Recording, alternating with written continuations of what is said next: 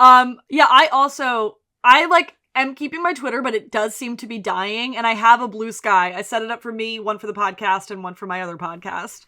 Yeah, I have one too. But I might not even do Blue Sky. Like I feel like I'm just stepping away from, I might try to step away from social media as a whole for a little bit.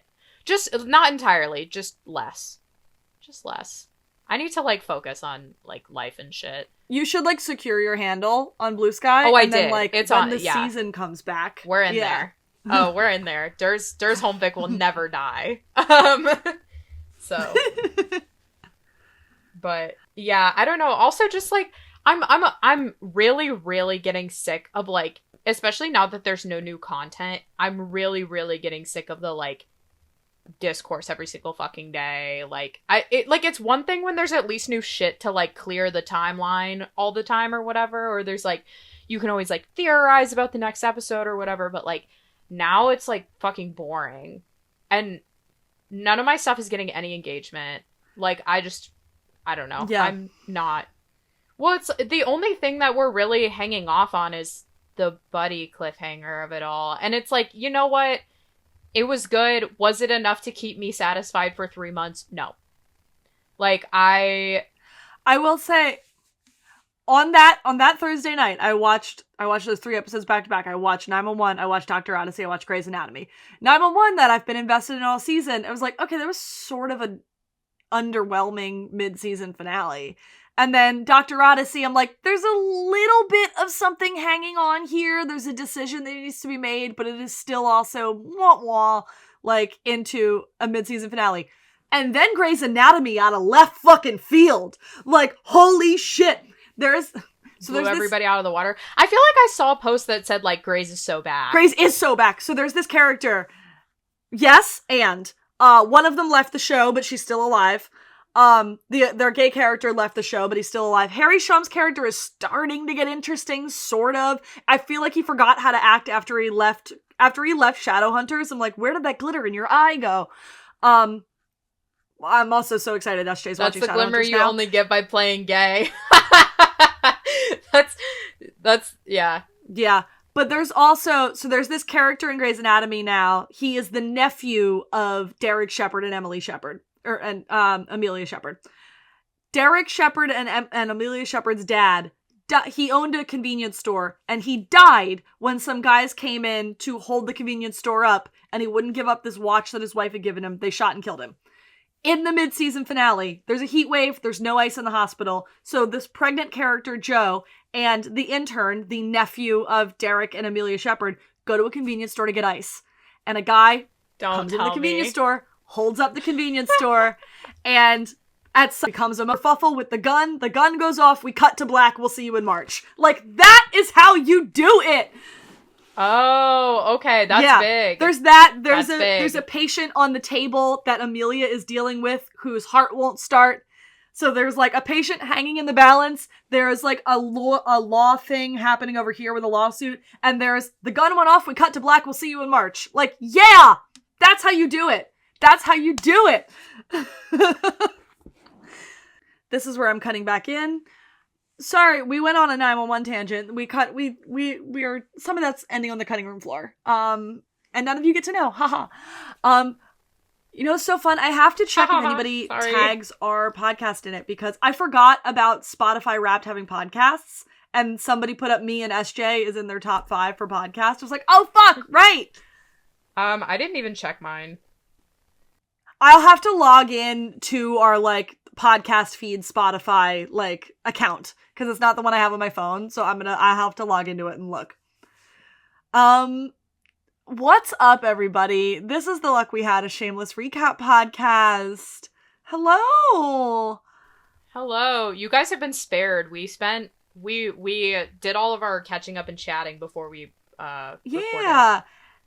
And it was just a lot that you weren't ever going to hear anyway. And we, Yep. Surprise, we have personal lives. We did end up taking a solid month off, because I don't know if you are aware of what happened in the world. We've just been disassociating for about a month. at this point. So sorry. Just a lot of like pushing back. Yeah. I did these notes on election day to distract myself. And that's how long they've been sitting here. It's been a month since I did these notes.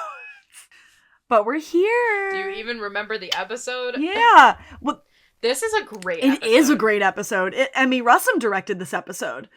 We're here. We're going to recap season 7, episode 4, I Am a Storm, everybody. This episode aired in, the land before, just the week before we landed ourselves in the situation that we're in 8 years ago. October 23rd, 2016. This is a banger episode. It was written by Mrs. Galovich herself, Sheila Callahan. And this was the 9th. I love that her name is similar to Gallagher. And she writes all the best episodes. I'm always like, aw, yay. This is the 9th of 12 episodes that she has written. She did, seriously, banger after banger. 305, Sins of My Caretaker. 311, Order of Room Service. 403, Like Father, Like Daughter. 408, Hope Springs Paternal. 503, The Two Lisas. 510, Southside Rules. 606, NSFW. 611, Sleep No More. This one, she did 709, Ouroboros. She also did 805, The Miseducation of Liam Fergus Burkhart Gallagher, and 810, The Church of Gay Jesus. She's literally Mrs. Galovich. Like, 709 is when Mickey breaks out of prison. Pretty sure. Yes, it is. Yes, it is. So 305 is a big Mickey episode Galovich. Too. Oh, massive. 311 is the wedding. 408 is the club kiss. Yeah, but in 403, do they find out that Ian is like? Is that when they find out that Ian is back? Like that someone, might be the first. The MPs find Lip. No, I feel like it's maybe 404. The MPs like find Lip. Yeah, Two Lisas. Is that it's either 403 or 404 that you no, because he's still gone. Like he's at the club in season 4. He returns in episode, like officially in episode 7. He comes back to the Gallagher house. In episode 6, Mickey finds him. But Mickey I think takes it's him home that 403 or 404 where Lip and Debbie find him in the club. When does Liam get into cocaine? That's the big question. Yeah, when Lip and Debbie go to the... Oh, okay. Maybe? I think it's 404. Yeah. Yeah, she's literally Mrs. Galovich. She is Mrs. Galovich. I did some serious revisiting. Ian is like maybe one of the characters of all time to me. Legit. Like I look at him and I'm like, Ian, I love you. You're like TV Hall of Fame to me. He's Cameron awesome. Monaghan. He loves to hear that. We got to inflate that man's ego.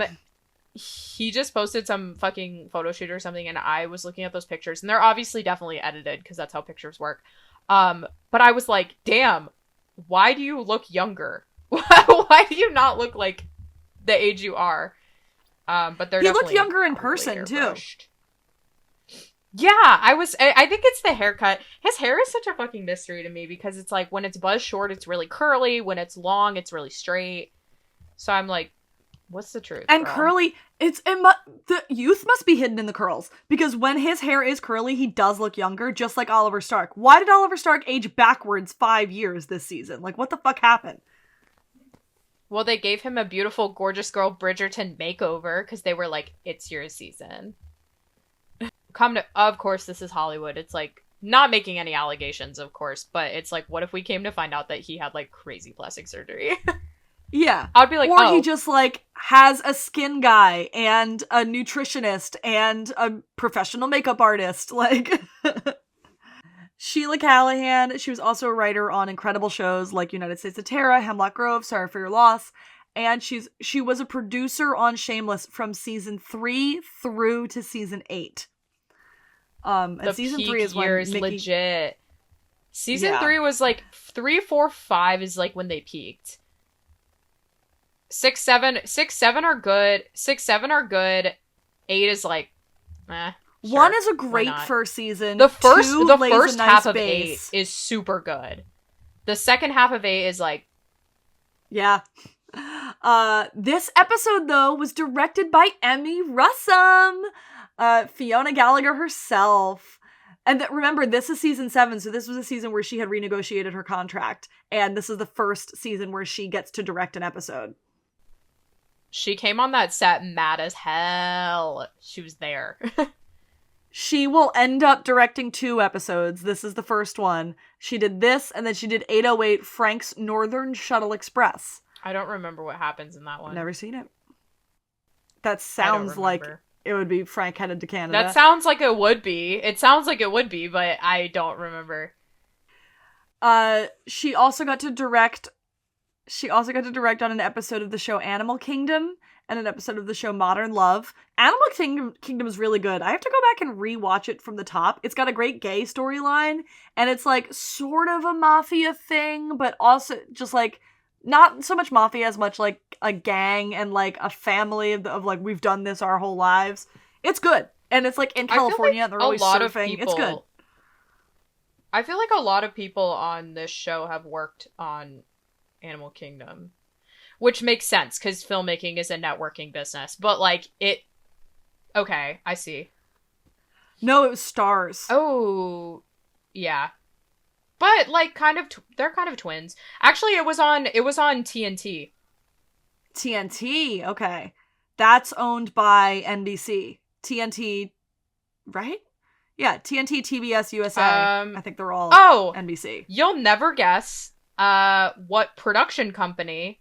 Actually, you will. You will guess what production company spearheaded Animal Kingdom. Does anybody want to take a guess? Yes, it's John Wells Productions. And one of the exec producers is Eden Frankel. And Christopher Chulak. Every time that I remember that John Wells also produced The West Wing, my brain explodes a little bit. Yeah. He's a controversial figure in that world, actually, like among West Wing fans, because a lot of people say that like when he kind of took over the show, like flopped. I read a book about it. And then he continued to be like weirdly controversial, but he did produce some really fucking good movies. Grey Zone, 1 Hour Photo. He's the producer of Rescue High Surf, the thing that Ariel Kebble, Lucy from 911 is starring in right now. But people are like, that's 911 but in Hawaii. Which they scrapped the spin-off is not going to be in Hawaii. I seriously think they should pick some. They just have to pick some random ass like Midwest. Like I do think Cleveland would be a great option. Or they need to pick like they just need to pick like somewhere like snowy is the biggest thing. They're not going to go Chicago. Chicago's so they can do like snow emergencies. Yeah. The only thing though, if they pick somewhere really snowy, they probably, I don't know if they would want to move production out of LA. They probably wouldn't want to because they want to be on the Fox lots and the ABC lots. But if you're going to do snow, maybe you should go and shoot on location. They could go to Vancouver. I'm still pulling for Philly. Philly procedural could be good. The people were throwing around Las Vegas. Yeah, we don't have a procedural. We have a sitcom. We have 2 sitcoms. We have 2 sitcoms. People were throwing around Las Vegas, which I'm like, that would be a great idea, but I'm like, honestly, just go watch Reno 911. Like, it's not the same vibe. It's not a real procedural. It's a comedy, but it's like, it's comedy Vegas adjacent. Like, just go watch Reno. If you do Philly or like Atlantic City, you can do those casino emergencies, and you can also get all 4 seasons. Atlantic City. Yeah, it should be like Hoboken, New Jersey, or something. It's like anyway. Sorry, Baltimore. Back to Emmy. Good. She was a producer on her. Emmy was also a producer on her limited series Angeline, which was incredible. She was a producer on an episode of the show Three Women, a podcast called Alligator Candy, and a movie called The Comet that she did with Justin Long. Anyway, let's get into the synopsis. No, Angeline was like, but that's okay with it.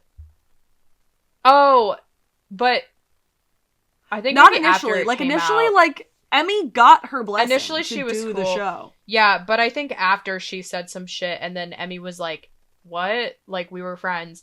That show. I mean, the thing is like Angeline is just like nutty though. Like it would make sense that if she wasn't portrayed exactly how she wanted to be portrayed, like it would make sense that she, maybe it wasn't that. Maybe it was that.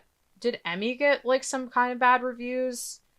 Not on like her acting, but just like the concept as a whole. People were like, "Why do like this?" It didn't do well. And Angeline, to people who live in LA, is like a big famous cultural figure, but people who don't live in LA don't know who she is. Don't get it. So yeah. Her music is good. I have some of her songs on my Spotify Wrapped. Her music is actually really good. So let's get into the synopsis of this episode. The synopsis. Frank worries that his new family, remember his homeless shelter family, will lose their home for homeless shelter, so he plans a little goodwill for the neighborhood. Meanwhile, Fiona drums up business by throwing a speakeasy party at Patsy's. This is the beginning of business lady Fiona. There's a great shot at this speakeasy party. Isn't there a shot where she's like she's walking outside with a cig? Yeah. Remember back when she was trying to be a club promoter? Like that's what this is. That's what this is doing. The previously on was done by Kev holding a screaming Yevgeny. Previously on Shameless. Frank has created a new Gallagher family out of his girlfriend and a bunch of homeless kids. Then he squatted in a house across the street and is set up as a homeless shelter. Ian's meds went out of balance because of his breakup, and it made him mess up at work. Lip is shoving the shit at his internship, but the feds have come by and taken some servers. Carl's girlfriend got gonorrhea from cheating on him with a frat guy. Dom's dad called in the SWAT about it. Debbie got caught shoplifting and Fiona had to get her out of it. Svet's dad has come around and is staying with the balls. Fiona is Tinder fucking and trying to build something of her career for herself. Once again, this is a great episode. The procedural is proceeding. Well, yes! We open on Fiona outside of Patsy's. It's summer. It's hot. She's sweaty. She's swiping on Tinder. Patsy's is dead because Fiona is keeping it open 24/7, but no one knows that it's open 24/7. She's like, we're on the way from the clubs to the L. I don't understand why people aren't... She's like, this is a good idea. And in theory, it is. Like having an all-night diner open on the way from the clubs and home. Yeah, it's a great idea. Our 24-hour diner in Ann Arbor got some heavy usage because it was right near like 2 or 3 of the bars that a lot of people go to. Shout out to Fleetwood Diner. Yep, it was awesome. Oh, they've gotten rid of Jersey, the third place baby. Entirely. They've gotten rid of the third place. Yeah, there's no roller rinks or bowling alleys. Like you can't hang out at the mall anymore. It's the third place. It's like not work, not school, but like a safe place. Yeah. Even like, cause when I worked at Starbucks, that was like their thing was like, we're the third place. No, they're not anymore. All of the Starbucks near me have remodeled. They have like no seating. They just want you to like get in and get out. I mean like digital world. Even Barnes & Noble, like the new remodels of Barnes & Noble have taken away like the little chairs where you can sit and read for a few minutes. Like they're taking out a lot of the cafes. Yeah, Planet Fitness isn't open 24 hours anymore. That pisses me off. New Jersey. New Jersey has 24-hour diners. There are a few that have stopped being 24-hour, but like I could walk 10 minutes and find 3 of them. Jealous. No, that's the thing is like the proximity to New York. It's like they're like, let's be open all the time. Here in the Midwest, they're like, no, and go fuck yourself also. And Fiona walks over to another diner that is packed, and she asks somebody like, why is everybody here? And she finds out that this diner is serving booze under the table, like without a liquor license. And so she rushes back to Patsy's. She tells the server, we're having a party. We're going to announce the new hours. And the cook is hyped to like introduce a new menu.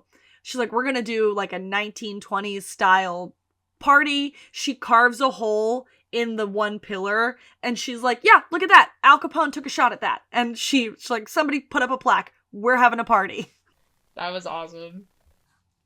I threw a little the bear shade here. I was like, Fiona, whatever you do, just don't turn your Chicago diner with affordable food into a high-end boozy-ass restaurant and start chasing stars. I'm not gonna lie, I quit on the bear. I quit the show. I was like, okay. Wait, did you not finish the newest season? Like, I don't know. I didn't. I'll watch it eventually. Maybe when season 4 comes out, I'll just watch the whole thing, like, all the way through. But I didn't. I was like, well, I just felt like, I don't know, maybe it's because season 3 is supposed to be the season where everybody feels like they're drifting apart, but I was like, we lost the Sydney Carmi, like, core of the show. Yeah. And I'm sick of fucking Claire Bear. Sorry. Although, I love Molly Gordon. There are things, they're very subtle, but there are things like at some point Sydney is wearing this bandana that's like polka dotted, and the dish that Carmi is making has that in the dish. Yeah. I know, it's like, I hope, but the other thing is, like, I can't decide if I want them together or not. Like, I could see, like, I think the foundation's been laid for them to get together, but at the same time, I would be just as fine if it was, like, we have a very intense, codependent working relationship, and that's why we can't ever have any romantic relationships, but that's also why we would never work if we were in a romantic relationship. I think that's beautiful. Like, I'm like, oh, you guys are, like, crazy, huh? Love when shows do that. No, but Jeremy and Molly were hooking up. Jeremy and Molly were hooking up for a second. I don't know if they still are. Which is crazy because he was allegedly dating Rosalia at the time, but maybe there was a breakup. He's divorced. He's having a time. At the ball house, Svet's dad is really good with the kids, and Kev is grateful for the help in the morning. And Kev says he and V he's like, listen, we just don't like that, you sold our wife into sex slavery, but you're damn helpful around the house. You're damn good with the kids. That's until he tries to, he stabs a knife and tries to feed the baby directly off the end of the knife. And Kev is to be like, whoa, hey, you have to take the food off the knife before you hand it to the baby. That's awesome. Yeah. I don't know, but that's definitely something that, Terry Milkovich would have done. Oh, yeah. So I feel like the show was just, playing with that. Oh, I have so shit to say about that. Milkoviches and the Gallaghers. But, keep going. He's not even in this fucking episode, so it doesn't matter. Kev corrects him, and he does, respond to that correction, and he's gentler. And then he comments in Russian about how the kids will be good earners today. But a win is a win, I guess. Fiona comes home. She's like, everybody, it's time to pay your rent. And she says Ian paid early. Oh, yes! Debbie Best character ever! Debbie throws in $3. She owes $375 a month. A month in Chicago. She only has to pay $375. You would never survive New Jersey. The rents I'm looking at, oh my god. She's like, I'm a single mother. Yeah. She's like, I'm a single mother with no help. And Fiona's like, so get a job. And she's like, pay in 2 weeks or go join Frank at the homeless shelter down the fucking street. And V, who is in the room, is thrown by how harsh that is. But Fiona's like, well, Debbie's a bitch. Yeah. I'm sorry. If I was Fiona, I would be like, girl, get out. Fiona and through Debbie's pregnancy, Fiona was like, you should have gotten an abortion. I am not helping you take care of this baby. I am telling you that now. And then she says, I'm on hiatus. If anybody needs anything, you call Lip. Do not call me. And then over at the homeless shelter, Frank is serving up eggs and bacon, presumably provided by the church that we saw him giving them food in the last episode. And he's like, it's fucking hot in here. And he tasks one of them with finding some way to cool the house down. And then he comes outside to one of the Lisas hammering signs into their lawn that are like against the homeless shelter. And she's like, I have a 2-year-old and one on the way, and it's not safe here for our kids at night. To which Frank says, why is your 2-year-old out here at night? He was funny for that. He was really funny. Frank kind of eats in this episode, I'm not gonna lie. He's kind of great. I really enjoyed this storyline. I'm not gonna lie. I actually really love this one because he's just insane. But, like, it's perfect because it breaks down the Gallagher family dynamic, like, perfectly. And Lisa's like, me and my wife are gonna donate money to you, but not if you stay in the neighborhood. And she's like, there's a wacky guy telling Vietnam War stories. And Frank's like, okay, so we'll keep him inside at night. Don't worry about him. Like, I'm on Frank's side with this. Is he hurting anybody? Is he harassing anybody? Like, okay, listen to his stories. They're probably really important. Yeah. And I'm not even joking. Number one, just keep an eye on your children and don't let your children be alone outside at night. You should be doing that anyway. Number two, they're not hurting anybody. They just want to live here. Right? I agree. Like they're fine. Oh, so Ian is like, back at work. Like, when I quick story. When I lived in my college house, I lived next door to like a halfway house, and at the cafe down the street where I worked, one of the guys, actually a couple of the guys from the halfway house were like regulars at the cafe. One of them was banned because he tended to like harass us, but he was really like one way or the other depending on the day. Like sometimes if like, because when he walked in, you had to be like, you have to leave because he had been like trespassed by the police there before. And sometimes he would just be like, okay. And then sometimes he would get like really fucking mad. The last day that I lived there, I was like in the process of moving out. So I like walked down to my cafe, got my drink, said bye to my coworkers. And then I was walking back and he chased me down the street. So that was crazy. Oh my God. But it was such an awesome, eventful place to live next to, actually. One night I was getting something out of my car super late in the driveway. And I walked outside and I like slammed my car door. And I just hear from next door, do any of you ladies want me to come get that pussy? And I was like, no. I went back into my house. I like locked the door. I was like, okay, we're locking the door tonight. So. Oh my God. Never boring. But for the most part, from what these characters have exhibited, what's get the stick out of your ass, Lisa? Like, they're fine. No, seriously. Like, it was fine. Ian, he's back at work. He's getting praised for handling a tough call well and being welcomed back with a decorated locker. He's the boy. And I watched this and, with 911 brain too. I'm like, I'm just so sad that I know that he does not get to keep this. Cause like, this is Community and it's purpose and it's everything he ever wanted. We should just write Ian into 911. We can do this. Yeah. We can do this, America. we should just, somehow him and Mickey decide to move to LA. Sure, why not? Maybe if Noel doesn't want to come back, Mickey dies. Sure, fine, whatever. We have to put Ian on 911, and I'm serious. Ooh, we do a fic where it's while Chimney is in Chicago. That's Boston. Never mind.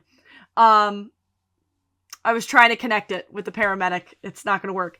Maybe I was like, emergency overtime. There's some big emergency they all have to go to. Guys, we can do this. Like, you can literally do anything on TV. You can do anything in Storyland.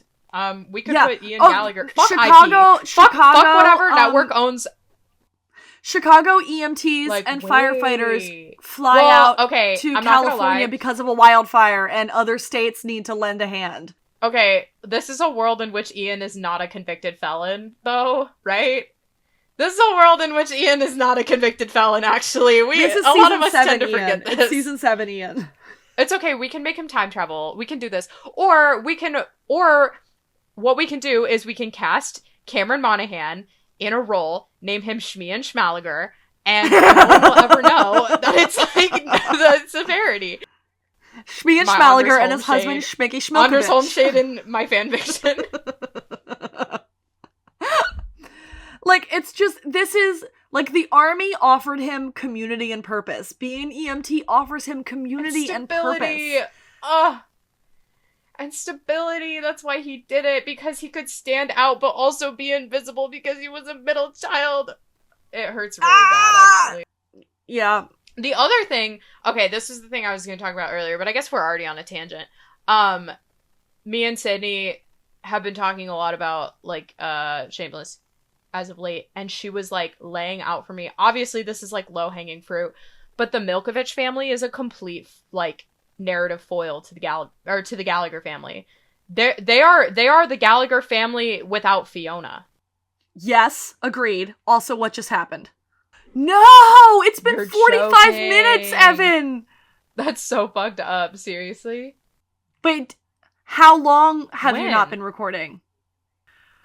It's been 45 this minutes. Can't be happening. Okay, so if we can't get an audio for Evan, what happened was we just discovered that he was not recording. His computer flipped out. So if we're talking to nobody and you don't know what we're saying. If you're wondering why Evan sounds happened. awfully quiet for the first 45 minutes of this episode. Well, fuck. Hey, guys. Well, that was crazy. So, my audio doesn't like me, so if I am not ineligible for the last 30 minutes, sorry about that, guys. God damn it, dude. This sucks. That sucks. That's okay. Yeah. Evan might just be really quiet for the beginning of this episode.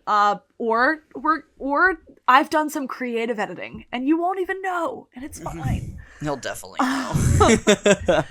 We'll just talk, or we're just, like, it sounds like we're talking to nobody.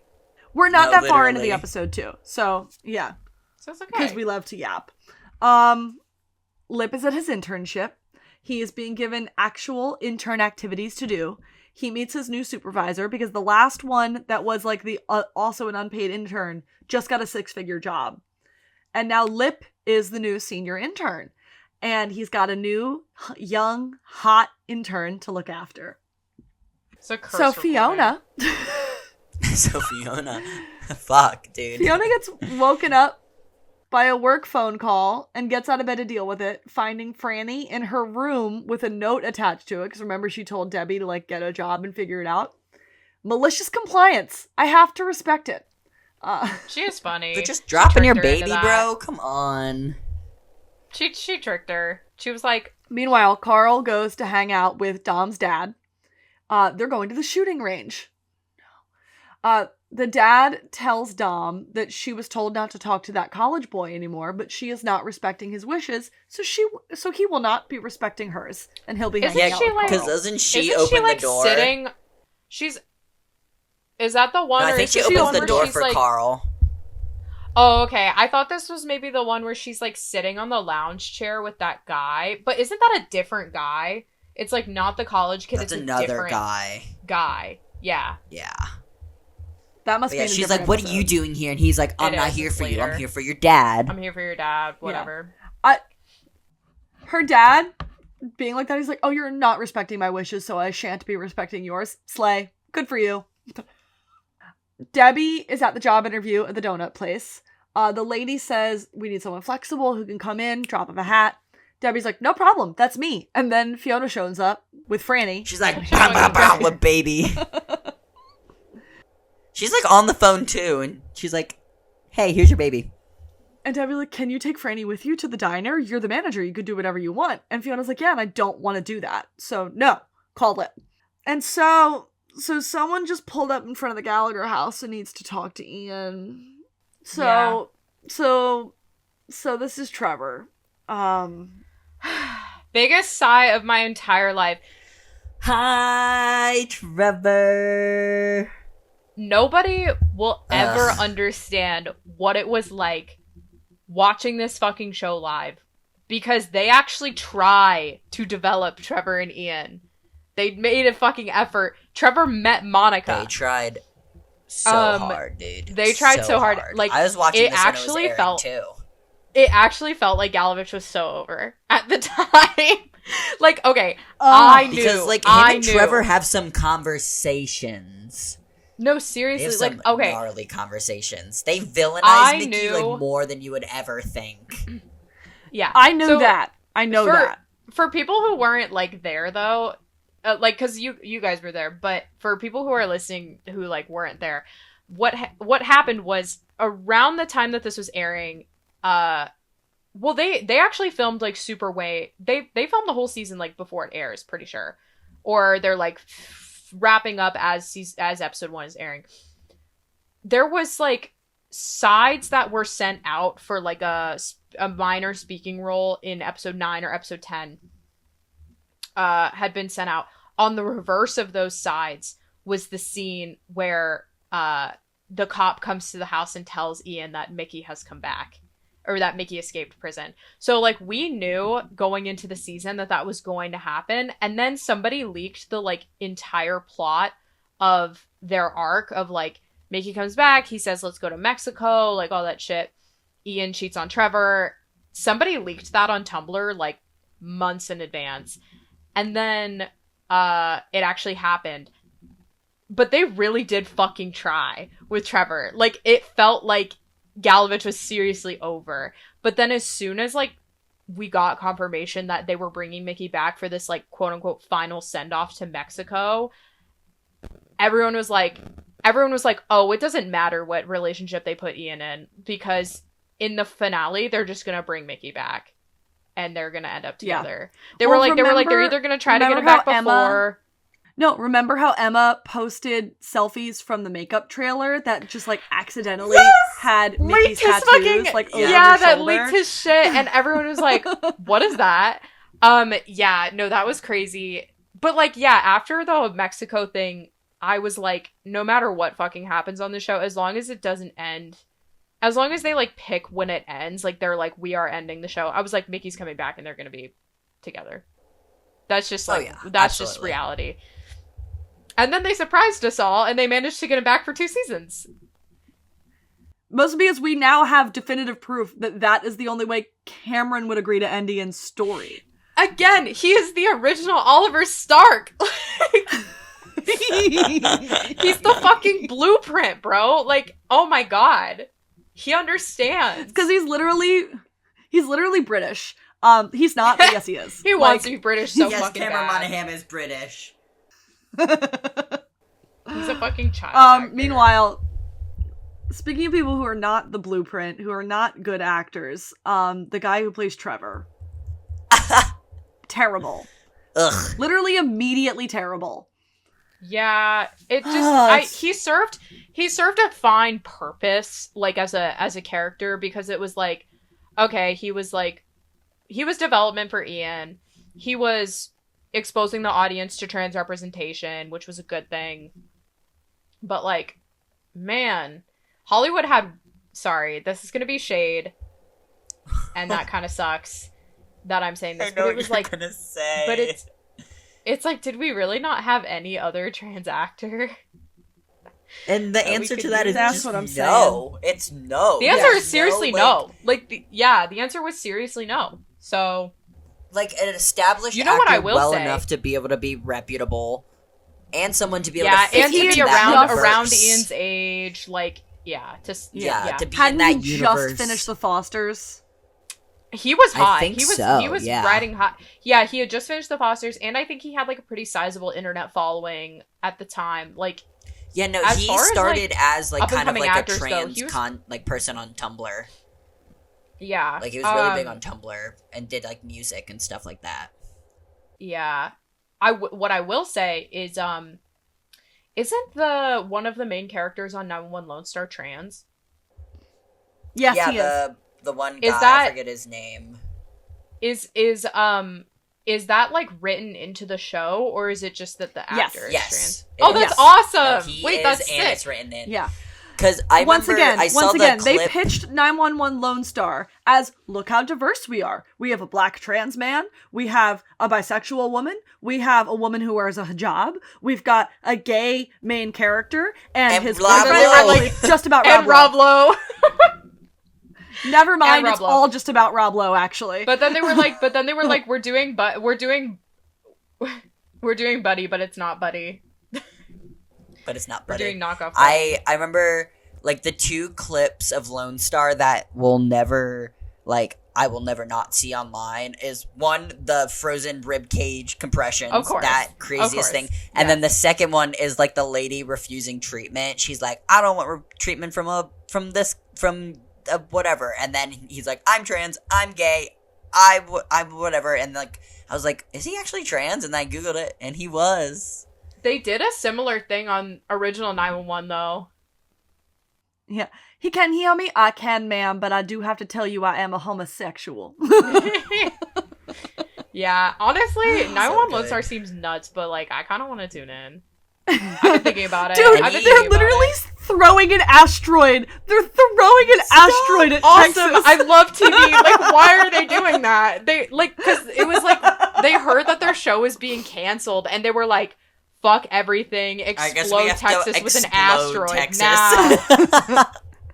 Eddie, get your son out of there. There's an asteroid coming to destroy the Austin's state. 8 hours away, but not even taking into consideration the fact that they are canonically in the same universe. It's like, guys, you do realize that this will have implications on LA, correct? Like, unless it ends up just being a whole big pile of same nothing. Imagine it ends up being a whole big pile of nothing, and it turns out it was just like a computer glitch that like sent out the emergency alert to everybody. It's obviously like you're not gonna look up and see an asteroid in the sky. You're just gonna be like, oh my god, an asteroid's coming. There was also a poison gas cloud that covered an entire city. Let's not underestimate this show. True, the chlorine gas. Anyway, train derailment. Shmi and Schmaliger, get on a plane to Los Angeles with your husband. You need to go to LA, Ian. You need to go to LA now. Ian, please. Actually, can convicted felons become firefighters?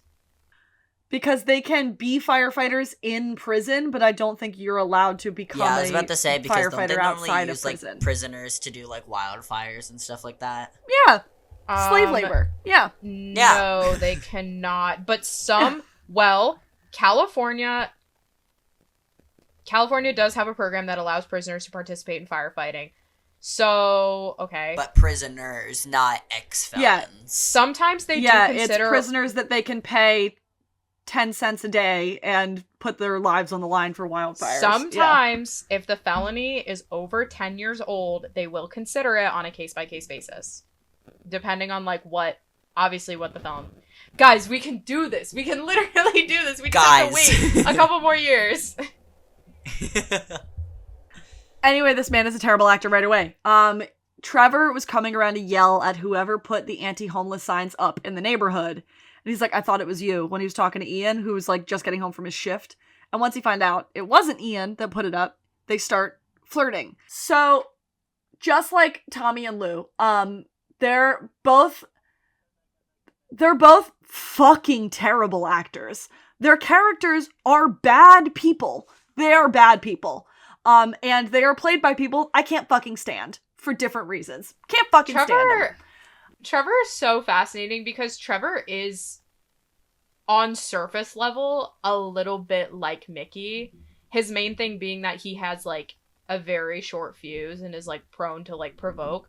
But where Mickey will, a lot of the time, like, show Ian, like, vulnerability that he doesn't show anybody else, Trevor, like, doesn't. He always tries to be smug. Like, I feel like it's always the confidence level. At the end of the day, too, what it comes down to is, like, how you grew up as well. Because it's like, Ian's identity is very tied into his upbringing. So is Mickey's. That's why they work. Is that they get each other on that level. Trevor will never be able to understand that. It's also why, like, Lip and Tammy never was really, like, a selling point, but everybody loved, like, Lip and Mandy, because it's, like, right, like...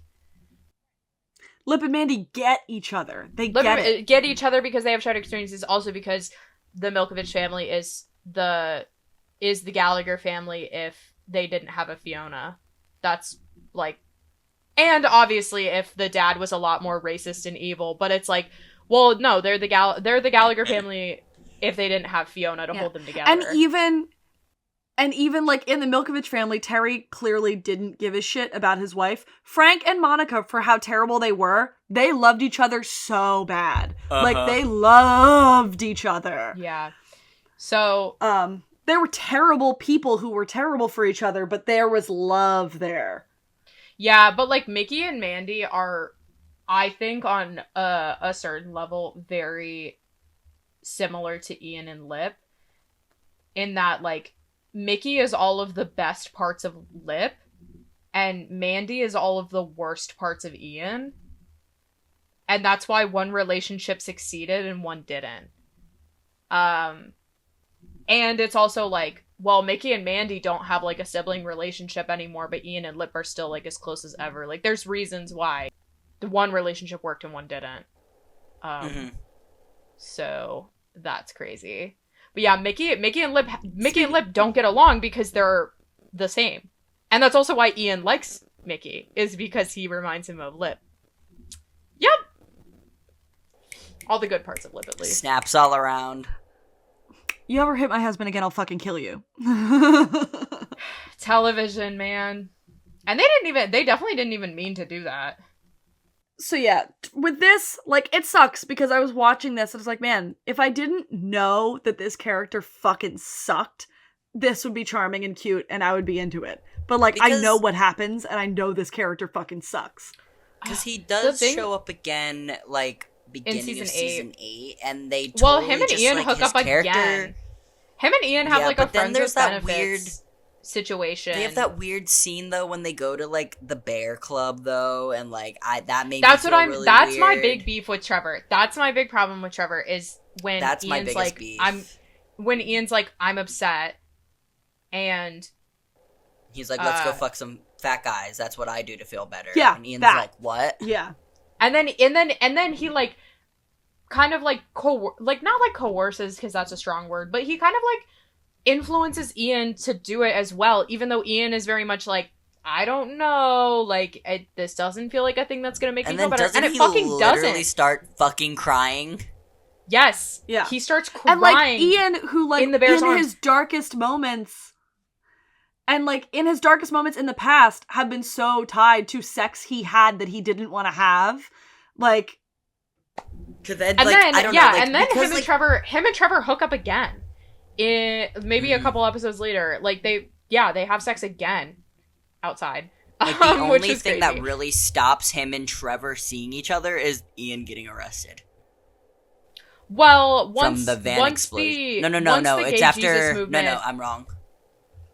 Well, Trevor's evolved initially with the gay Jesus movement because he thinks it's, like, a good idea, but then once it like tips over the line into mania, Trevor's like, you're corrupting my cause, which is, like, homeless gay youth, so I'm fucking out. Which is, like, a good, like, obviously the right decision and, like, morally the correct thing to do for Trevor, because he could see it, like, slipping past that threshold of, like, a good cause.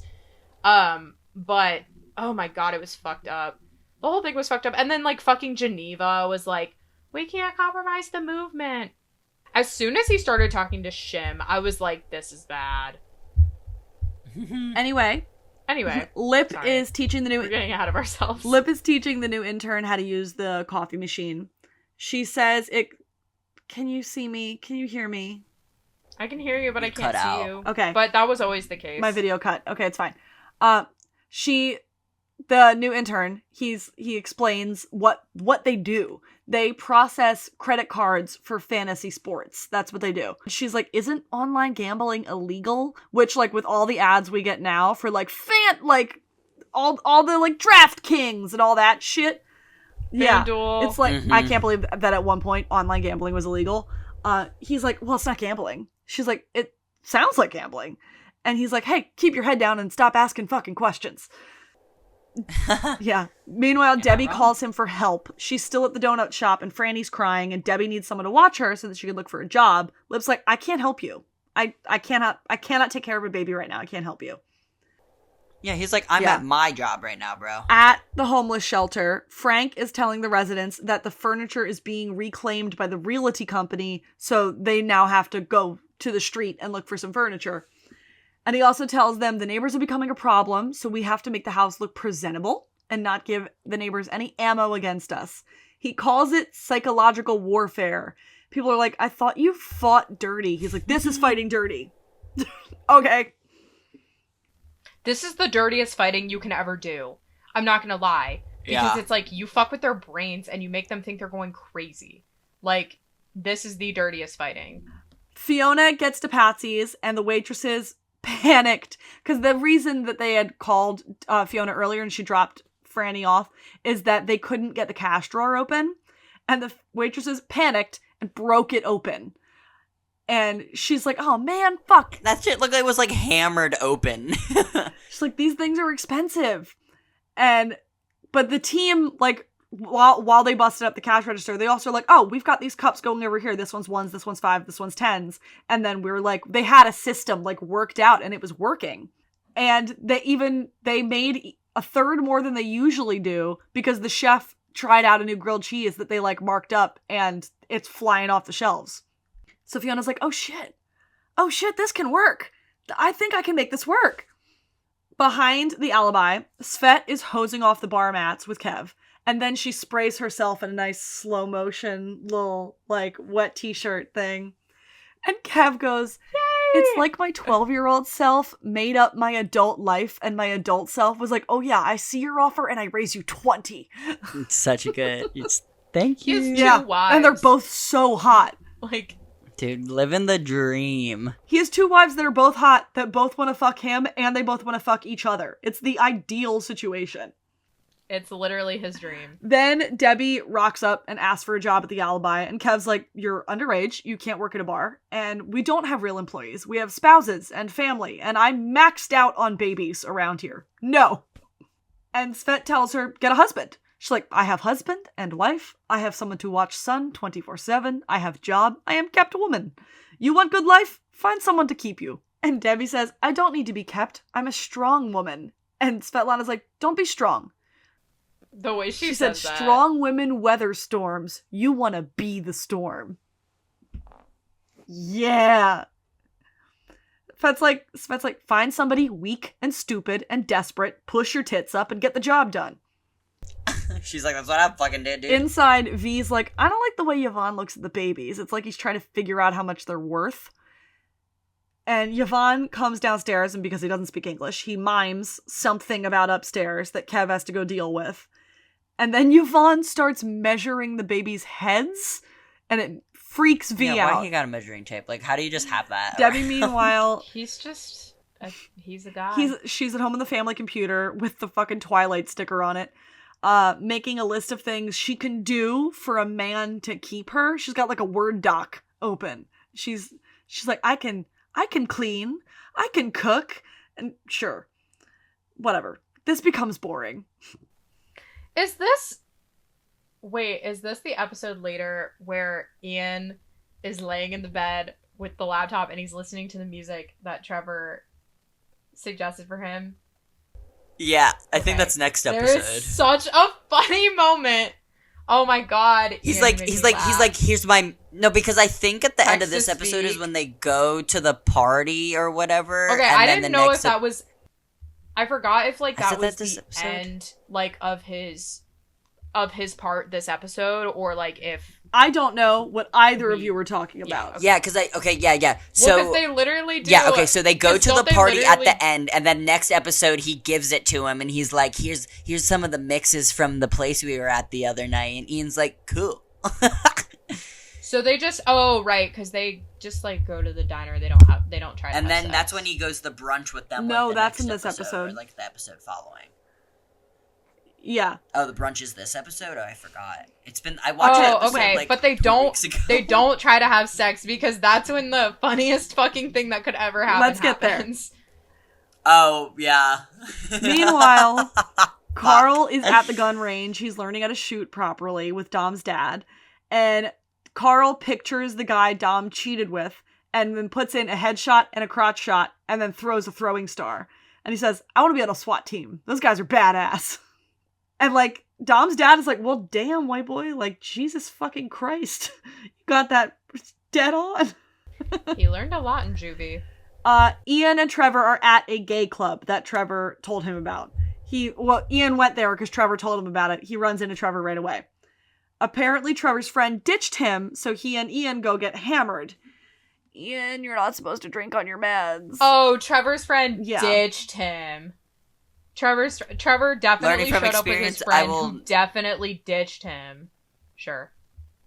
Not Trevor came there alone hoping that Ian would show up. Lip is smoking outside. His internship ends up being... Oh, he's smoking outside his internship and he ends up being the last one in the building. And then he guesses the password for the server room. It's the same as the vanity license plate on a guy's Tesla. And he starts wondering, hey, what the fuck were the feds looking for? No, isn't the password Tesla? No, isn't the password just Tesla? He's like, I wonder what these feds were looking for. And at home, Debbie is trying to take a thirst trap picture for her dating profile. And it's like, it's how ridiculous you feel when you're trying to take a hot photo and you take 1 million not hot photos until you get one that kind of works. But weird having to watch a 14-year-old like push her boobs up and take some selfies, though. Yeah, about that so part. Dom's dad is dropping off Carl at Patsy's, and he's like, I also used to be a banger from the hood. I suggest you try military school to try to change your life. And then we go back to Ian and Trevor. They're doing shots. They're flirting. They're dancing. Ian feels Trevor up on the dance floor, and he says it feels good. And Trevor says, yeah, it cost me $80. I'm packing. And Ian, who dated Mickey for 3 years, goes, you have a fucking gun?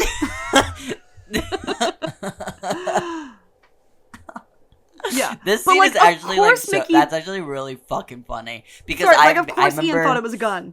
He's like, I'm packing, and Ian's like, oh, you have a fucking gun. Right? No, I remember, but I speaking from experience, I used to have a Packer back in the day, and I stopped wearing it, and I remember I once said I have a Packer, or like, I have my Packer, and someone was like, you own a gun? It's my dick! I was like, no, it's a fake penis! And then Trevor's like, I'm trans, and Ian's like, what's that? Yeah, he says, I'm a trans man, and Ian's like, oh, and like, that? This, and then, the Ian of this, like, I can see the way that they were like, quote unquote, educating the audience, because Ian doesn't like do anything wrong in this. He's just, his words are bad, and he doesn't know the correct words to be saying. Yeah. He's not PC. Right. He's not PC. And Trevor gets like pissed, and Ian's like, I literally just like don't even know what you're fucking talking about. He was like, you literally saw my house. You were literally right in front of my house. Like, why would you think I know the proper terms for everything? Well, because, like, Trevor says that he's a trans man, and Ian's like, oh, so you don't have a dick. And Trevor's like, I have several. They're silicone. And he had assumed Ian was non-binary because Ian complimented Trevor's necklace, which was like a non-binary... What did he think the necklace was? Was it just him flirting, being like your necklace? Yeah, I literally think so. That must just be what it is. Just like a cool weird necklace. assumption to make. Trevor was like, oh my God. Weird assumption to make. Yeah. Yeah. Ian Gallagher, non-binary. Like, as, like, Trevor, you, a trans person, that was a large leap that you made. Like, it was weird. And Ian's like, oh no, I'm normal. And, like, he didn't mean it in a, like, he didn't know what word to use. He's like, oh, no. Hand up, teacher, no. No, I'm normal. The way that, like, nowadays, though, that joke would be really, like, it would be really funny as a joke. To just be like, no, I'm normal. Like, it would be funny as a joke, but Ian, like, fully does not know just what he's factory talking about. settings. I love when they do the opposite. No, because he's like, no, like, I'm normal. The opposite of, why won't he put it in? Evan knows what I'm talking about. Evan, do you know what meme I'm talking about? Wait, repeat the meme. I think I blacked out for a second. Why don't he put it in? Oh, two bottoms in bed with each other? Yeah. No, I don't think I do. Oh, yeah, when they're just like... So Trevor... It's one of my favorite memes ever, legit. Like...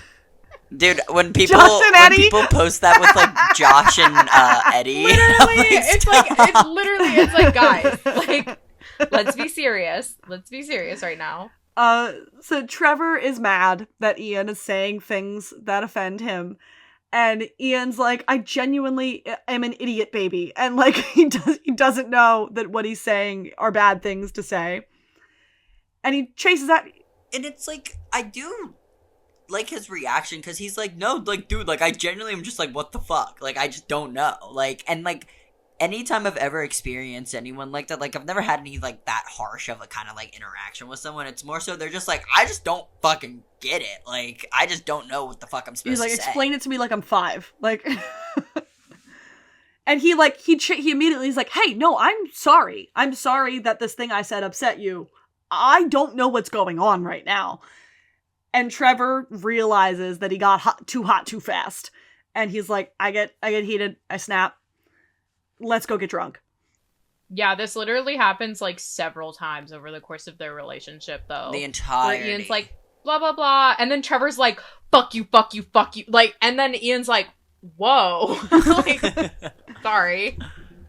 Didn't know that would be an issue. And then Trevor's like, no, I'm sorry. I should have educated you. Like, it's such an interesting thing. It is straight people writing this script is what it is. Fiona comes home from work.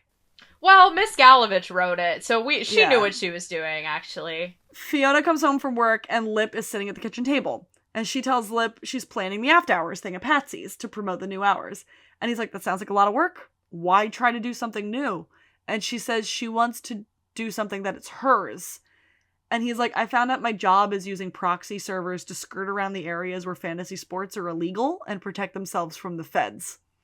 And Lip's like, Carl and Debbie were blowing up my phone all day while I was at work. And she's like, I was at work too, and I was getting paid to be there.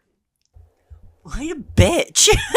She ain't wrong. They're just having a bitch off. And Lip's like, I have the potential to make a fuck ton of money. This is a very good, like, Jeremy Emmy scene.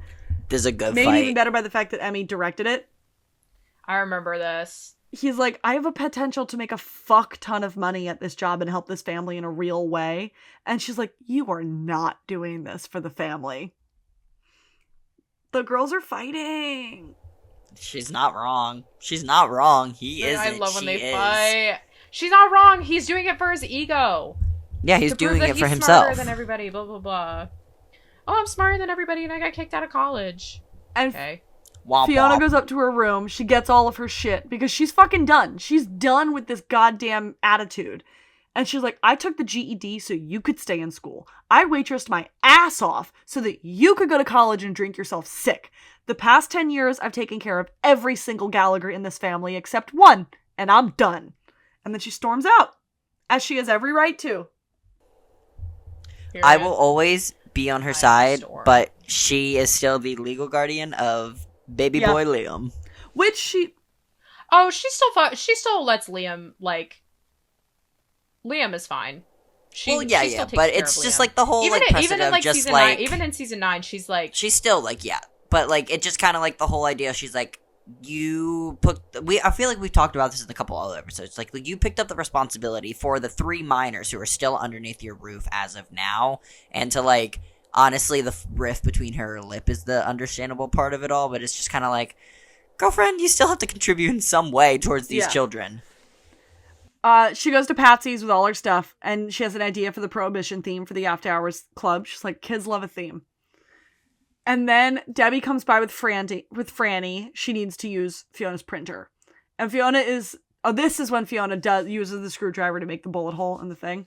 And she's distracted looking for a screwdriver when Carl comes up and says he wants to go to military school. He even has a pamphlet. He's serious. And she's like, I'm not signing anything if you can't pay for it. And she's like, if it's expensive, you have to talk to Lip. You don't pay for military school. The military pays you for military school. And then you just give them 4 years of your life afterwards. Carl is a lot like Archie Andrews to me, I'm just now realizing. Because he gets, like, adopted by these, like, older male figures constantly. And then he just turns into, like... It's like they tell him to do something and he's like, okay, yes. And then he goes and talks to somebody else and they're like, do this other thing. And he's like, okay, yes. Like, he's naive. Like, yeah. Well, he's kind of like Buck in that way as well. He's looking to be molded and to change his mind. Just send him to go talk to somebody. Yeah, like he was one of the last ones to cling to Frank, and he's like just looking for that. Like he's looking for dad everywhere. Right. But it's not just that. It's like there's something about him that makes all of these older men like really gravitate towards him in a fatherly way. Whereas with Ian, instead, obviously they went like the grooming route. But like Carl has like several different father figures over the course of the show. Some are good, some are bad, but it's like, you're so Archie Andrews. Like, Debbie leaves and says she'll be out of Fiona's hair very, very soon. She says, I am a storm. Hey, title drop. Fiona makes the fake bullet hole from Al Capone's gun and then goes to lay down and sleep in her office. And then she wakes up in the morning and sees Debbie left a paper of the ad on the printer. And it's a fucking flyer with pull tabs that she's advertising herself on. I love that shit, though. That cannot be legal, though. Like, if any cop were to come across that, they would be like, so this is, like, solicitation, right? Or, no, like, literally. Prostitution, technically. And anybody who isn't a cop looks Definitely at it prostitution. and goes like, so that's a honey trap from a cop. Like, that, very clearly, that's not real. Right. That is literally a child. Because that's a fucking 15-year-old, 16-year-old girl. Like, yeah. Ian and Trevor come speeding up the block. Trevor's a terrible driver. They walk down the block and Ian asks a bunch of like trans body questions. And like, they're not gentle, but he's just curious. He's just asking questions.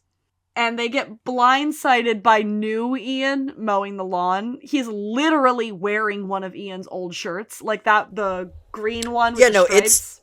The sun is up, so Ian and Trevor have been together all night long. And apparently this kid... Dude, I bet they did cocaine and like fucking... Apparently this kid also stole an air conditioner and got an air conditioner for the house. Trevor then meets Frank and he's like, oh, you're the guy that runs the shelter. And right away clocks, oh, you're full of shit. No, that's amazing. And then he stands up and Ian's like, so that's my dad. That scene is so good, though. It's like, yeah, that's my dad. And Trevor's like, because Trevor goes from like, oh, you're the man who runs the shelter. Oh, you're full of shit. Oh, you're Ian's dad. Okay, cool. And now the new neighbors are putting flyers on windshields about the homeless shelter, because now there's going to be like a community council meeting.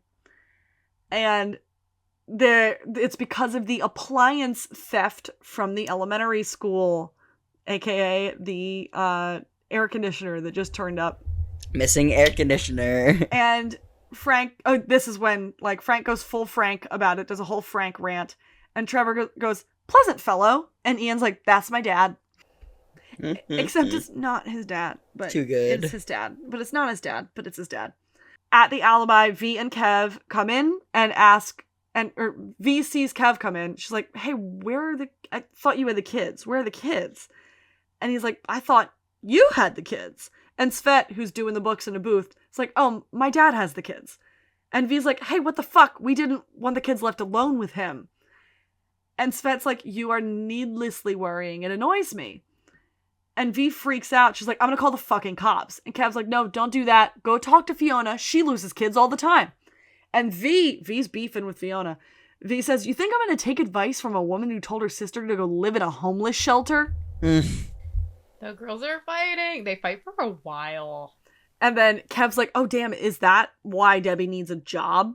And like, this episode does really nicely illustrate Fiona and V just absolutely drifting in different directions. At work, Lip has gotten caught for breaking into the server room. And he gets bribed with old iPads and told to sign an NDA about what he saw in that room. It's like, sign this, don't tell nobody nothing, and you're in the clear. It's fine. But right before he signs that little paper, knock, knock, knock, FBI. FBI's in the building. So Lip puts down the pen, grabs the bag full of iPads, because he ain't leaving without those, and sneaks his ass out the back fucking door. And he's gone. He, like, runs out, and doesn't the other intern say some shit to him? And he's like, save yourself. They're, like, under the tables, and she's like, what's going on? He's like, oh, the fucking feds are here. I'm getting the absolute fuck out of this building. And then we go over to Carl. But I like this scene really, like, stems a really good conversation between him and Ewans, though. Lena, you know which one I'm talking about? When he's like... That's later in this everyone, episode. who's like, who's the one who ran... Yes. He's like, who's the one who ran? Is that It's this in episode? this episode, yeah. We go to Carl. It's been a couple weeks since I've watched this episode. We go to Carl for the moment, who's learning more about military school from Dom's dad. And Dom's dad tells Carl about the strict routines and how it teaches you to be a man. And, like, genuinely, not a bad route for Carl. Like, yeah, he does need structure. He does need order. You're right. Like, he gets given so many father figures in this. The structure of the military, probably not a bad idea for his development. I don't like that it leads to, like, Carl the cop, but I get it. Yeah. We cut to Fiona and the Patsy's waitresses handing out stickers advertising the party at Patsy's. And then we go to Ian at the brunch with Trevor's friends. These writers hate gay people. God. They hate gay people. And, like, because I hate everybody sitting at this table. Like, they're so annoying. I'm a tri-racial, cisgendered girl fag. What? Hey. What? I'm Hey. sorry. What? Like, what are we talking about now? Guys, did you just Sure, look up why every not? term ever and put it into someone's, like, identity? I couldn't tell you. The thing is there are people out there who do, like, feel that way and will say stuff like that. But when it's a straight cis person writing this, it feels like punching down. Exactly. But, that's like, if the I only were to, reason like, why I make but fun the thing of it. is like, if you were to meet someone who was like, my pronouns are, like, what I don't even want to throw out a set of pronouns because I don't want to, like, be disrespectful. But it's like, if I was to, like, meet somebody who maybe had, like, unorthodox pronouns or something, I would just be like, okay, because what does that have to do with me? But when they write this like this, it just feels obvious that they're Like a show It's like... like a context of a show like this where we've already seen caricatures of other, like, identities and stereotypes and stuff like that, just to have another one of these, like, blown more into proportion, especially when you're introducing a character like Trevor, a trans individual, then to just throw, like, to have just a trans man character introduced to be a kind of, like, the token of whatever the show wants to give, to then throw in all these almost, like, funny kind of identities and stuff, just to be like, see, it can be a joke too. Like, it's just like, it just throws off the vibe of what the attention seemed like it was supposed to be with Trevor, to just turn it into, like, the butt of a joke. And, like, especially like this, like, come on, like, any other context it wouldn't be as this, but, like, the emphasis of what Lena said is just like, when a cis white person writes this, it feels like it's to be we're the butt Especially of the joke. when in the history of your show, your queer characters have been shot, got mental illness, have had tragedy after tragedy. You very clearly hate lesbians. You hate lesbians so much, but only you don't hate them when it's, like, funny to have them also in a relationship with Kev. Like, They do, like, okay stuff with Nessa and her partner, except, well, I think they are cheating on each other, maybe. What's her name? Mel? Nessa and Melanie or something? But they're fun later. Nessa's cool, like, at least. But it's like, really cool. Nessa's cool. Mel is a bitch, but there were, like, serious vibes being thrown between her and Fiona. Like, Nessa it's and just Fiona. the history of a show. So. And then you introduce characters like this. I literally muted the TV while the rest of them introduced themselves. I was like, I don't want to listen to this. I don't know how the rest of them introduced themselves. I could not hear it. I could not listen to it. They throw some weird terms in there that don't make sense. And then Ian asks if it's okay if he asks some questions. And then he does.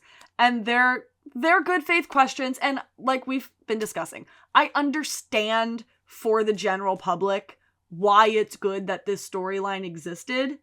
I do still hate it, and think it was bad.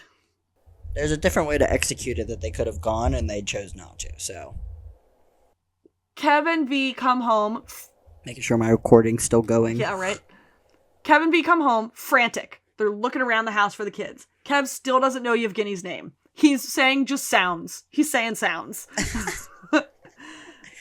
Yevgen! They find a photo. Yevgenin! They find a photo mart receipt. That's the kind of place where you go to get passports, and they freak the fuck out. Meanwhile, at the neighborhood... That's the place where you go to get your photos taken for the passport. The passport itself takes like forever. But do they think like fake passports? Is that like what they're thinking? I think they're just professional photos. You just think the worst. Or it's like, it's for passports, or it's for a website where you're going to sell our children. Yeah. For selling. Yeah. Meanwhile, at the neighborhood council meeting, Frank is standing his ground with the neighbors. He says, I can make sure we do our drugs and hit each other in the house, just like the rest of you folks. Ooh. True. He gagged them, I fear. Respect. And Lesbian Lee says, like, we need to consider the quality of life for the community. And Frank's like, so we're the community. We were here before you. You moved in and bought up all of our shit, and you're the reason we're fucking homeless in the first place. He does have a point. And you're also the reason that the fucking homeless shelter... You're also the reason that the fucking homeless shelter turned into a container store. Like... Then they take a vote on preserving the shelter. Frank loses. At the ball house, they're trying to explain how Yvonne is related to them, to the police, and their whole marriage is confusing to the officer. And she's like, is it within the realm of possibility that this man just, like, took the children for a walk? Because she's, like, can't wrap her head around it. She's like, so they're... Essentially, their grandfather has them. Is it possible they're fine? She was like, so he feeds the babies... He lives under the same household as the babies. He babysits the babies. Could he just be on a walk? And they're like, oh. They're like, no. No, actually, no. Impossible. Last thing on my brain. Over on the Gallagher porch, Debbie gets a call from a potential suitor. And then that's that. Frank is at the alibi using a phone to tell a news station that the city is bringing in a bulldozer to tear down the homeless shelter. And then Kevin V come running in because the babies are safe and sound at the alibi. Svet is furious that they called the police on her father, who is illegal and could be deported. And she's like, he took the kids. Like, hello. Like, he took the kids to get their picture taken as a surprise to you. And she, like, pulls down a sheet. There's this huge photo of her dad and the kids in, like, red, white, and blue, like, smiling at the camera. It's like a 4th of July funny. pic. It is so cute. Funny. That's why he was measuring their heads, because he got them little outfits. And she's like, it's a gift for giving him a place to stay and allowing him to be with his grandchildren. And Kev's like, so we're dicks. And Svet's like, yep. Yes, you are. Fiona comes in and, no, what happened to, hello, how are you? No, she's just like, I need 20 cases of beer, some wine, and V's opinion on an outfit for a party. And V's like, cool. You know, you're just gonna come around when you need shit. We're not gonna have a conversation. Right? Haven't seen you in fucking weeks. Like, she's like, you're not gonna ask me how I'm doing. I had a fuck of a day. I thought my children were missing. No, you just need 20 cases of beer, and then we're gonna move on. And Fiona's like, you don't check in on me either. I didn't even know. And she's like, did you even know that I'm the manager now at Patsy's? And V's like, calls her out on the kicking Debbie out thing. And Fiona's like, I told her to get a job, not staple a picture of her tits to a pole like your wife told her to do. And V's like, ooh, zinger. V says they'll talk about it later. And Fiona's like, no, we won't. V's too busy with the babies and the bar and her bride. And then she storms out. And Svet, I mean, they're both in the wrong here. I mean, I don't think V is in the wrong. I don't think V's in the wrong either, because Fiona's been doing some crazy shit. But, like, I mean, it's like they don't... Well, actually, No, yeah, V's been checking in on Fiona here and there. Fiona's just like, I'm busy, I'm running around everywhere. Yeah, now that I think about it, I'm like, no, V's totally correct, actually. I love that you're like, no! and can't around. I was like, wait, let me check myself. And Svet tells V that Fiona uses people and V has outgrown her. And V, who does have a husband and a wife and 3 children and a successful business, has outgrown Fiona. Like, that shit happens. She's not no party girl fucking randos on Tinder. Yeah, no they're more. not just bartending at clubs together anymore. Like, they have lives. And V apologizes to Svetlana for Fiona being a bitch. And she also apologizes for calling the cops on her dad. And then Svet says, in my country, if you disrespect someone's father, you get sent to a farm to fuck a horse. We're going to put that in our pocket for later. What a crazy statement. And then Lip goes to Ewan's. He ran to Ewan's and is talking about the shady shit that went down in his internship. And Ewan's is like, yeah, they're not great people, but they are fucking loaded and can afford to bail themselves out when the feds come around. And Lip is mostly just mad that they got caught. He's like, they're smart. They seem too smart to get caught. That was stupid. They can bail themselves out, but that doesn't mean like they're not going to face charges. Like, But they also have good lawyers. they could still go to still go to federal prison. Side note, the bat. But if they're I don't know, I'm like, No, go. No, go. the what? No, you go. Oh, go ahead. No. No, I'm done. Okay. I finished. I lost my train of thought. I swear, I don't remember what I was gonna say. I was just gonna say stupid shit about the bag of chips Ewan's is holding is the second bit of Aldi food I've clocked in this episode. Say it! The other was, it was a cereal. I love an Aldi promo. We love Clancy's. We love Clancy's brand. There was a cereal box at the Gallagher house that was an Aldi branded cereal, and like, accurate representation of broke people shopping. Like, yeah, they shop at Aldi. So do I. Love Aldi. Ewan says to Lip, they have a conversation, and he's like, you want to destroy shit, and you want to get rewarded for it, so go be an IT criminal. And Lip's like, yeah, I don't want to spend a lifetime running from the law. And Ewan's is like, hey, did you notice that nobody else in that office ran away today? Only you? And he's like, be the guy. Boom. You have to be guilty for. He said, be the guy who has nothing to run from. The system will be rigged in your favor, Lip, because you'll be the one rigging it. And then Lip gets a text from his boss. New location, more soon. I do like this arc a little bit, though. So They're nuts. Teflon. Like, they're rich guys who are Teflon and nothing's gonna stick to them. And then we go to the Prohibition party at Patsy's. It's really blowing up. It's a good party. And the rain is pouring. They are the storm. Fiona invited cops, which was a choice since they're serving booze and don't have a liquor license. Yeah, weird. Like, you don't smell it. You don't see all the drunk people around Although, you're not going to get busted if there are already cops there, and those cops just don't give a shit. But, like, other cops aren't going to bust cops, I guess. Lip goes to the party with Liam and the iPads. He gives them to Patsy's. And he's like, I downloaded a new point of sale system for ordering and processing credit cards. And Fiona says, is this an apology for being a dick? And he's like, yeah, kind of. She goes, yeah, I'll take it. you. And she... Honestly, Yay. a bunch of fucking iPads, I'll take it as an apology. She tells him about Debbie posting the flyer. She's like, yeah, so Debbie did this. You have to take care of that. You gotta get on that. And he's like, okay. Ian comes in with Trevor, and they bump up the music. Ugh. He's like, turn it up! He's like, woo! At the ball house, Svet is in her dominatrix gear, and Kev is trussed up like a horse, walking around on all fours, and Svet tells V to make him trot.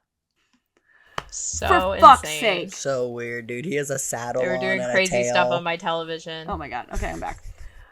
Across the street, Frank is chaining himself to the porch in the pouring rain, doing his Frank speech thing while news cameras film him. At Patsy's, they made a fucking tidy profit, and the waitresses made out great in tips on this night.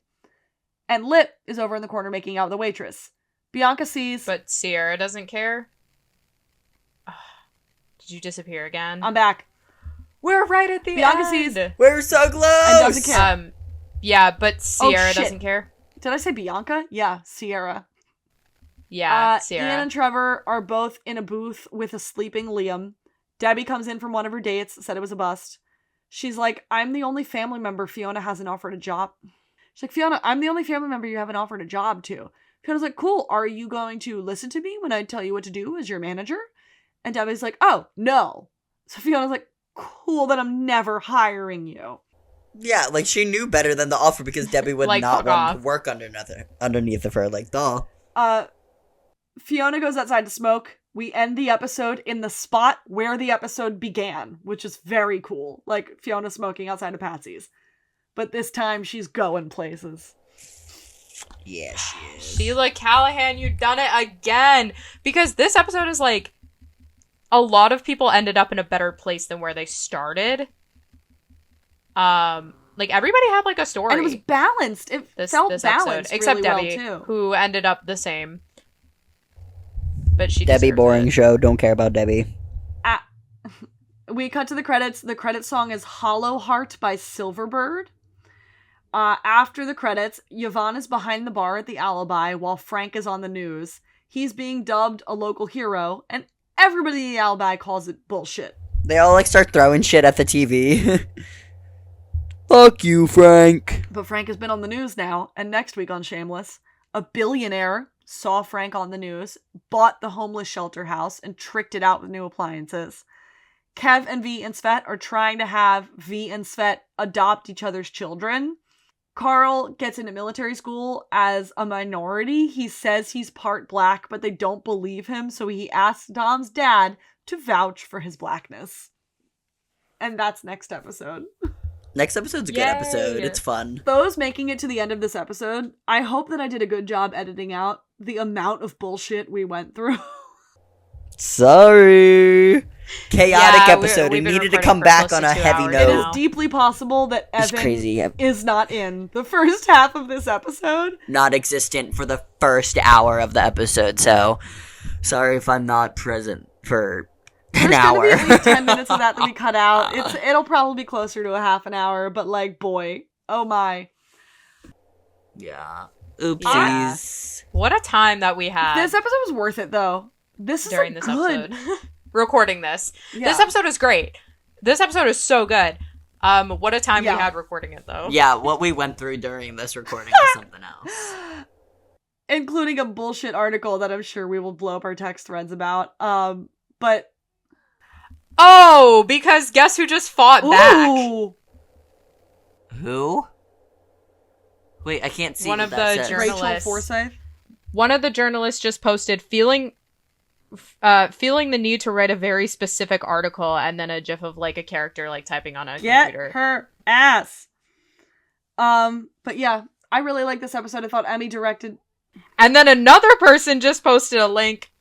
Another person just posted a link to a Buddy article that they wrote and said, dropping this back on the timeline for no reason at all. I just like it and I'm proud of it. Who was this? The girls are fighting! Damn. Ship wars. Guys, hold on. Let's wrap it up. That's crazy. Alright, well. Sorry. I liked- Wrap this shit I like up. this episode. I think Emmy directed the shit out of this episode, especially with how much Fiona was in this episode. Like, normally when actors are directing, their character is barely in, like, or part of the storyline. Fiona has a big story in this episode. Yeah. And I think Emmy did a really good job. She was putting the fucking work in. I think it's great. I think It's Emmy a really knows good one. how to direct Bill too, because like the Frank parts in this were great. The Ian parts in this, even though I hate the love interest, they were great. Like the Ian parts in this episode were done really well. And so like I think that happens when you have a director that knows the characters, like despite what the script is doing. Mm-hmm. It like the Carl of the episode made sense. The Debbie of the episode made sense. Like it all fell into place, and like we got V and Fiona interaction that we haven't gotten in a really long time, and the girls are fighting, so it's interesting.